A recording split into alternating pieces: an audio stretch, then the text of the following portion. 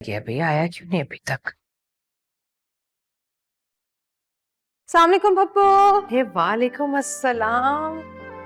शकीला, जी बाजी। बैग पकड़ो बीबी के हाथ से और रखो इसके कमरे में।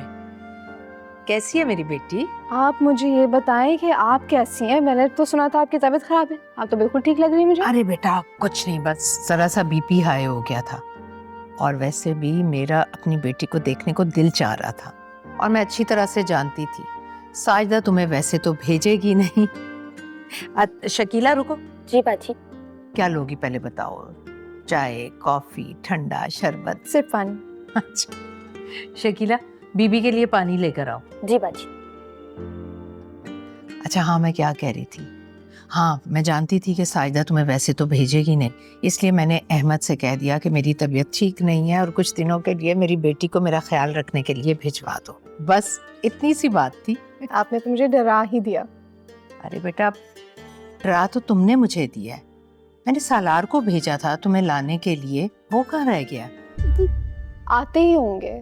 क्या मतलब आते ही होंगे? साथ नहीं आया तुम्हारे? वो असल में गाड़ी रुक गई थी रास्ते में, तो वो शायद मैकेनिक के पास ले जा रहे थे, तो उन्होंने मुझे रिक्शे पे भेज दिया था। रिक्शा क्यों करवा दिया? अजीब बेवकूफ लड़का है। अगर गाड़ी खराब हो गई थी तो मुझे फोन करता, मैं ड्राइवर गाड़ी भिजवा देती। इस तरह तुम्हें भेज दिया उसने। हद हो गई भाई। शकीला भाई ले आओ पानी। मुझे लग रहा है पाई बनाने बैठ गई है। हाय अल्लाह, थक गए हैं। नूर पानी लेकर आओ। खुद उठ के पी लो, नूर घर पे नहीं है। घर पे नहीं है? कहाँ गई है? सलार आया था, उसके साथ गई है। क्या? अम्मी, आपने उसको सलार के साथ कैसे भेज दिया? तो क्या करती? इनकार करके मैं आपा से नहीं बिगाड़ सकती ना भाई ना। वक्त बे वक्त पैसों की जरूरत पड़ती है ना मुझे, तो वही मदद करती है मेरी। मेरे लिए तो आप अब्बू से बात नहीं कर सकी, लेकिन अब्बू के एक बार कहने पे आपने नूर को वहां भेज दिया है। मान ले कि आपके अब्बू के आगे बिल्कुल नहीं चलती। देखो फरा, तुम्हारी फुप्पो ना पहले ही मेरे खिलाफ रहती हैं। ऊपर से तुम्हारे अब्बा, उन्हें बहन की बीमारी का पता चला तो अजीब बावले हो गए। बस नहीं चल रहा था कि उड़ के पहुंच जाते उनके पास। मैंने सोचा एक बेटी ही चली जाए, खिदमतें करवानी होगी ना उन्होंने। अब तुम दोनों मेरा मुंह क्या देख रही हो? उठो, तुम मुझे आटा गूंद के दो ताकि मैं रोटी डाल दूं। कौन? मैं? अम्मी मैं बहुत थक गई हूँ, मैंने बहुत शॉपिंग की, मैं नहीं कर सकती। इसको बोल दें। मैं क्यों गूंदूं? मैं तो नहीं गूंद रही। शॉपिंग करते वक्त तुम दोनों बहनों को थकन नहीं होती, लेकिन कोई काम काज कह दो तो 100 बहाने। पता नहीं क्या क्या उठा के लेकर आ गई हैं। उठाओ ये सब कुछ। उठाओ उठाओ उठाओ। किस खुशी में उठाऊं? तुम खुद उठा लो। नसीम का अभी तक कोई फोन भी नहीं आया, ना उसने बताया कि रिश्ते का क्या हुआ है। तो अम्मी आप खुद पूछ लेना फोन करके। हाँ ये ठीक है, फोन का है मेरा। फरा जाके मेरा फोन उठा के लेकर आ। मैं तो नहीं लेकर आ रही, इसी महारानी को भेजे, इसी ने मशवरा दिया है ना फोन का। और वैसे भी इसी की राल टपक रही है दुबई वाले के लिए। अल्लाह माफ करे अम्मी। जाओ महविश, तुम मुझे मेरा फोन ला दो। आप एक काम करें ना, ये लें, मेरे फोन से कॉल कर। जाऊंगी तो मैं भी नहीं। एक नंबर की हडराम है दोनों बेटियां मेरी।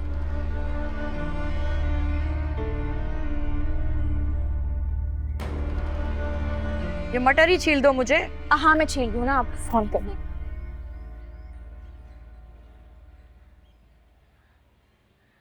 सालार गाड़ी खराब हो गई थी या फिर कोई भी मसला हो गया था तो इसका मतलब यह है कि बीच सड़क में तुम इसे गाड़ी से उतार कर रिक्शे पर बिठा दो। तुम मुझे तो इन्फॉर्म करते। मॉम वो इमरजेंसी हो गई थी इसलिए। क्या इमरजेंसी हो गई थी? इस कदर गैर जिम्मेदारी दिखाई है तुमने सालार। मैंने बताया तो था ना पप्पू, वो गाड़ी रुक गई थी तो उनको मैकेनिक के पास ले जानी पड़ी, इसी वजह से रिक्शा करवाया था।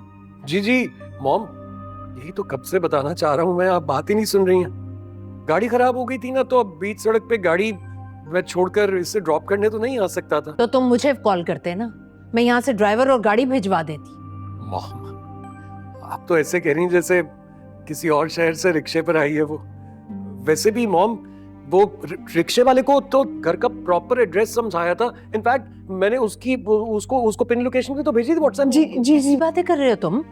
शहर के हालात देखे हैं तुमने? अकेली बच्ची को रिक्शे पर भेजा है तुमने। अगर कुछ खुदा न खास्ता ऐसा वैसा हो जाता तो? ज्यादा से ज्यादा क्या ही हो जाता मॉम, स्नैचर्स आ जाते, फोन छीन लेते ना, मैं नया फोन दिलवा देता इसे। और वैसे भी मॉम ऐसा पहले नहीं हुआ होगा क्या कि ये अकेली कहीं नहीं गई होगी? तुम बताओ नूर, तुम अकेली कॉलेज जाती हो ना? जी है ना? तुम शॉपिंग पे अपनी फ्रेंड्स के साथ या उनके बगैर जाती हो ना? है ना? हाँ जाती हूँ। जाती है मॉम, पहले जाती रहती है। मैं और आप कब तक चौकीदारी करते रहेंगे मॉम? और मैं बिजनेस संभाल रहा हूँ, सारा दिन मेरा दिमाग उधर लगा रहता है। आप एक काम कीजिए ना, आप मेरी ड्यूटी लगाए ही नहीं, आज के बाद आप इसको ड्राइवर के साथ भेज दीजिए। बस, मुझे समझ में आ गया। तुम जाओ, बाद में बात करती हूँ तुमसे। मुझे समझ में नहीं आ रहा तुम किस किस्म की गुफ्तगू कर रहे हो। जाओ यहाँ से। लेकिन मैं sorry. Sorry mom, sorry. I am so sorry बेटा। I am sorry. नहीं बेटा, अच्छा तुम परेशान मत हो। पता नहीं इसने ये हरकत क्यों की है। चलो तुम रिलैक्स हो जाओ, बैग पकड़ो। जी चलो मैं तुम्हें तुम्हारा रूम दिखाती हूँ। जी। फ्रेश हो जाओ तो आओ।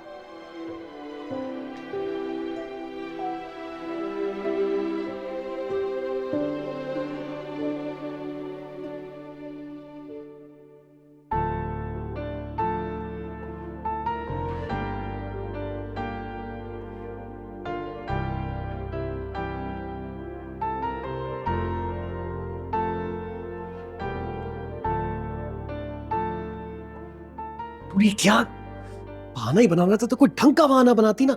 ये क्या कहा है माँ के सामने? वैसे में मुझे उस वक्त जो सही लगा मैंने बहाना बना दिया। ये समझ में आया तुम्हें? ये क्या बोला है तुमने? कुछ और बोल देती।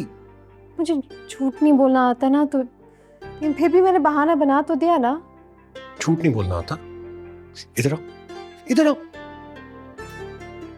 झूठ नहीं बोलना आता तुम्हें और तुमने ये बहाना बनाया? और इतना ही सच बोलती हो तो कह देती ना मॉम के सामने कि मैं तुम्हें बीच सड़क में छोड़ के चला गया था। मत बोलना। अरे यार तुमने क्या बोला है? मुझे इतनी डांट पड़ी और पता नहीं भी और कितनी डांट पड़नी है। आप इतना गुस्सा क्यों कर रहे हैं? मैं बात करती हूँ फुप्पो से, मैं समझाती हूँ उन्हें। नहीं प्लीज प्लीज प्लीज प्लीज, ये मेरे हाथों की तरफ देखो प्लीज। तुम अपनी फुप्पो से कुछ मत कहना। मेरी मॉम है, मुझे पता है उन्हें हैंडल कैसे करना। Thanks but no thanks. अच्छा सुने, वो आपकी दोस्त कैसी है जिसका एक्सीडेंट हुआ था? कौन सी दो? हाँ, वो बिल्कुल ठीक है। वो ठीक हो गई, लेकिन तुम्हें उसकी फिक्र करने की जरूरत नहीं है। उसकी ईमानदारी मेरी जिम्मेदारी है। प्लीज मॉम के सामने बार बार मेरी उस दोस्त का जिक्र मत करना। हाँ, वैसे भी ये तुम्हारा मामला है भी नहीं, है ना?